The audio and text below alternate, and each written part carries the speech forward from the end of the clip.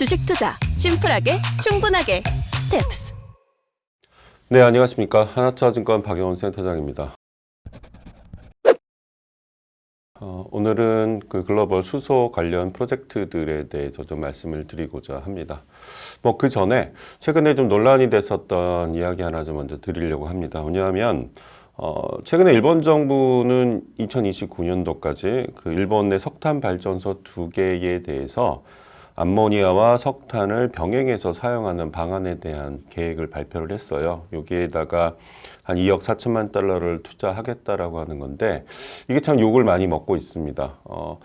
암모니아와 수소를 병행해서 기존 석탄 발전소를요, 석탄만 쓰던 거를 여기에 이제 암모니아를 절반을 넣겠다라고 하는 건데, 이유는 명확하죠. 이산화탄소 발생을 줄이기 위함이다라고 하는 거는 물어보나 마나 뻔한 사실인데, 논란이 되고 있는 거는 첫째는 여기에 투입되는 암모니아가 그린이냐 블루냐 그레이냐 이거 알 수가 없다. 그에 대한 언급은 명확히 하고 있지 않다라고 하는 거고요.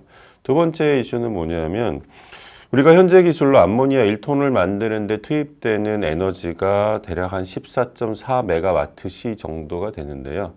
암모니아 1톤이 발생시킬 수 있는 에너지는 가지고 있는 에너지는 5.2메가와트 정도밖에 안 돼요.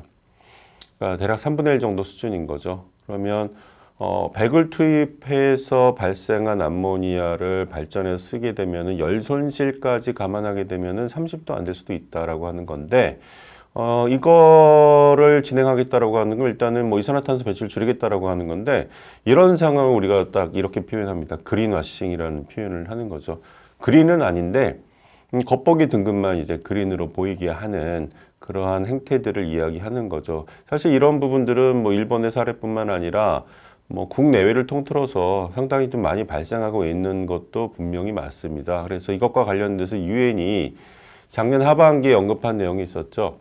수소를 사용하는 데 있어서의 가장 첫 번째 원칙은 절대 대체 불가한 부분에서 우선적으로 사용되어야 한다.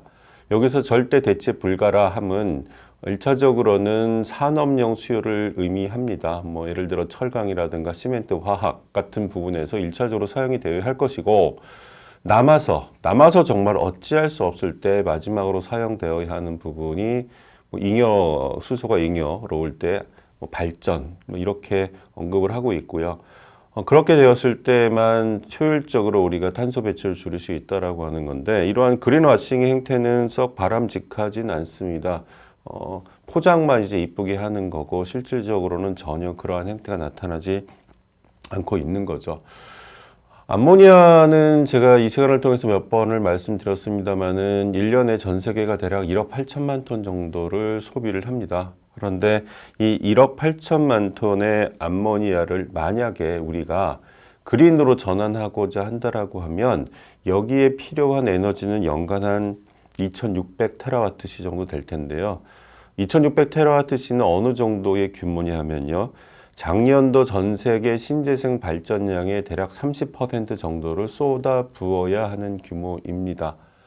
엄청나게 많은 에너지를 소비한다라고 하는 거죠. 그렇기 때문에 상당히 많은 시간이 걸릴 수밖에 없어요. 그린으로 가기 위해서 수소 그리고 암모니아는 반드시 필요하다라고 하는 것에 대한 이견은 없습니다만은 상당히 많은 시간이 필요하죠.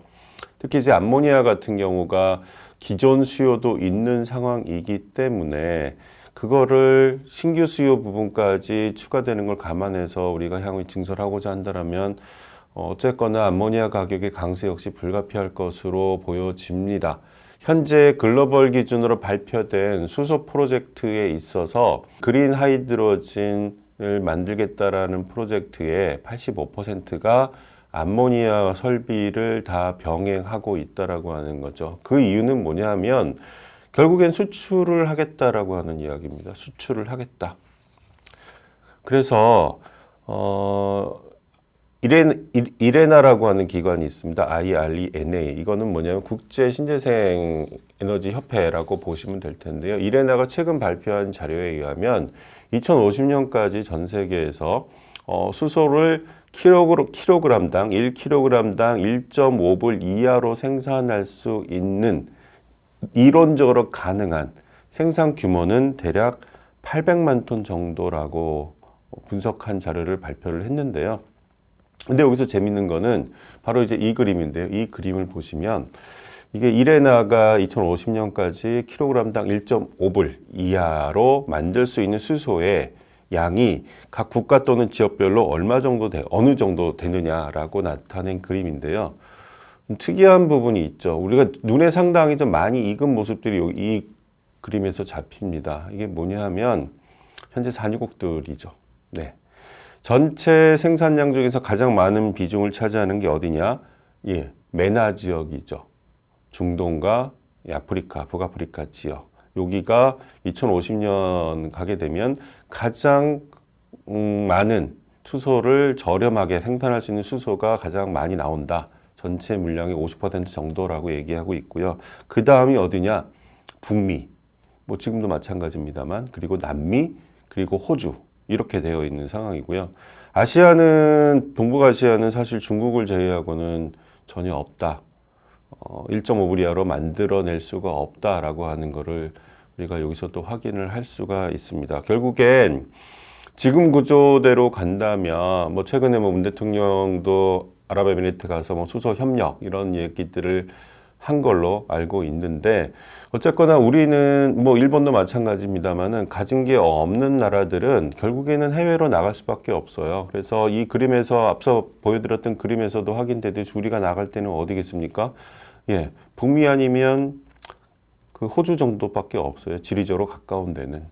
자, 그래서 이걸 또 다시 한 번 더 생각을 해본 게 좀 나눠본 게 뭐냐면 2050년까지 계획이 이제 뭐 가능한 게 대략 800만 톤 정도다. 뭐 택도 없는 물량이긴 하죠. 왜냐하면 2021년 기준 전 세계의 수소 소비량이 한 8천만 톤 정도 됐거든요. 그런데 1.5불 이하로 만들 수 있는 게 이제 800만 톤이다라고 하면 현재 소비되는 물량이 대체 가능한 게 한 10분의 1 정도밖에 안 된다는 얘기이기 때문에 여기까지 가는데 정말 엄청나게 많은 시간과 자본이 투하될 것이다라고 하는 거는 뭐 분명한 사실이겠죠. 근데 계획상으로만 놓고 우리가 또 이걸 살펴보면은요, 뭐 계획이라고 하는 게 다 현실화되지도 않습니다. 지금까지 발표된 글로벌 기준으로 수소 생산 프로젝트에서 상위 20개 프로젝트들을 한번 쭉 점검을 한번 해봤습니다. 이거를 또 지역별로 나눠보니까 전체 캐파의 36%가 유럽에 존재하고요. 그 다음에 호주가 24%, 그리고 아프리카, 중앙아시아 이런 나라들이 이런 지역이 한 16%, 12% 정도. 물론 아시아는 없습니다. 중국이 한 2% 정도인데 상위 20개 프로젝트가 수소를 생산한다라고 하는 이 프로젝트가 연간 생산할 수 있는 수소의 규모는 4,200만 톤 정도예요. 앞서 이레나가 언급한 1.5불 이하로 만들 수 있는 게 이제 800만 톤 정도일 것이다라고 보고 있고, 그런데 현재 계획된 프로젝트들은 뭐 언제 들어올지 모르겠습니다만은 상위 20개 기준으로는 한 4,200만 톤 정도 된다라고 하는 거죠. 이 갭이 상당히 많이 차이가 납니다.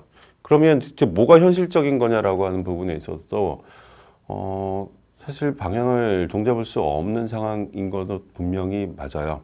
자, 그런데 어쨌거나 우리가 이 상위 프로젝트들의 공통된 특징이 또 하나, 상위 프로젝트들의 모습에서 우리가 확인할 수 있는 것, 그리고 앞서 언급드렸던 1.5불 이하로 생산 가능한 지역에 대한 부분들이 서로 매칭이 되는 지역들이 있어요. 그게 어디냐면은, 예, 호주인 거죠. 호주는 뭐, 호주 정부도 언급한 이야기입니다만은 수소야 사우디아라비아를 이제 꿈꾸는 그거를 계획을 하고 있는 나라죠. 잘 아시다시피 호주는 현재 전 세계에서 두 번째로 많은 LNG를 수출하고 있고요. 그리고 아시아 지역에 상당히 많은 또 석탄을 공급하고 있는 국가입니다. 근데 뭐 석탄이 장기간 지속될 거다라고 생각하고 있지는 않기 때문에 그들도 산업에 대한 변화, 트랜지션이 분명히 필요한 상황에서 이 태평양 연안 국가들 중에서 가장 강력하게 수소에 대한 정책 그리고 투자 계획을 발표를 하고 있는 국가입니다. 뭐 이에 대한 관심들이 우리들은 당연히 높아야 될 필요가 있는데요. 근데 제가 오늘 말씀드리고 싶은 내용은 이거죠. 이론적으로 가능한 규모와 그리고 현재 발표되고 있는 프로젝트의 간극이 아까 이론적으로 1.5불 언더 정도 그렇게 되어야지만 경제성을 갖게 되는데 그게 글로벌 기준으로 한 2050년까지 800만 톤. 그리고 현재 발표되어 있는 상위 20개 프로젝트들의 전체 생산 규모가 4,200만 톤. 이 엄청난 간극이 어떻게 좁혀질 것이냐. 뭐 좁혀지진 않는다. 좁혀질 경우에는 어떻게 좁혀질 것이냐. 계획된 프로젝트가 떨어지면서 좁혀질 것이냐, 아니면 이론적으로 생산 가능한 게 올라오면서 좁혀질 것이냐. 아무도 모르죠. 처음 가보는 길이고요. 그리고 아무도 첫 삽을 아직까지 뜨고 있지 않은 상태이기 때문에 뭐라고 말씀드릴 수는 없습니다만은 이러한 논리적 분석과 그리고 계획의 간극이 보여주고 있는 상황은 우리가 에너지 트랜지션 상황에서 수소 사회로 가는 그 길이 정말 쉽지는 않다. 그 상황에서 우리는 또 뭘 할 것이냐라고 하는 부분에 있어서도 동북아시아는 딱히 할 게 없다. 외국 그러니까 해외에 나가서 투자하지 않는 한 정말 우리는 별로 할 게 없다. 근데 어디를 가야 되나? 예, 호주가 상당히 매력적일 수 있겠다. 지리적으로도 가깝고 자원도 태양광이라든가 풍력 자원도 풍부하고 그래서 이런 부분들에 대한 관심을 좀 계속적으로 높여야 될 필요성이 있지 않겠나라고 생각합니다. 네, 오늘 준비된 내용은 여기까지입니다. 감사합니다.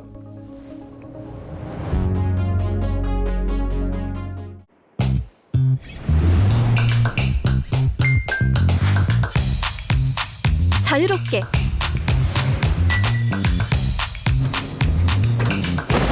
편리하게 간결하게 그랬더니 집중 투자의 핵심에 집중하다 우리는 심플 그러나 충분 주식 투자 심플하게 충분하게 스텝스